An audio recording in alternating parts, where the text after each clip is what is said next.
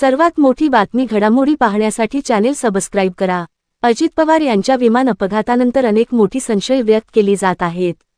मंत्री, आमदार, खासदार सर्वांकडूनच अजित पवार यांच्या विमान अपघाताबाबत संशय व्यक्त केला जात आहे। तपास यंत्रणांकडून या विमान अपघाताचा तपास केला जात असून ब्लॅक बॉक्स ताब्यात घेतला आहे। फ्लाईट रेकॉर्डरमधील डाटा डाउनलोड करण्यात यश आल्याचे सांगितले जात आहे। मात्र सुरुवातीला सांगितले गेले की फ्लाईट रेकॉर्डर बराच वेळ तीव्र उष्णतेत असल्याने नुकसान झाले। नवीन माहितीनुसार डाटा डाउनलोड झाला आहे, यातून मोठी माहिती पुढे येऊ शकते। आमदार अमोल मिटकरी अजित पवार यांच्या विमान अपघातानंतर सातत्याने संशय व्यक्त करताना दिसत आहेत। त्यामध्येच त्यांनी आता नवीन प्रश्न उपस्थित केला। त्या विमानासाठी अगोदर नियुक्त असलेले पायलट आता कुठे आहेत असा प्रश्न त्यांनी केला। अमोल मिटकरी यांनी म्हटले की अजितदादांच्या विमानासाठी नियुक्त पायलट यश आणि साहिल मदन आता कुठे आहेत। ही दोन्ही पायलट अगोदर अजित पवार यांच्या विमानावर नियुक्त होते।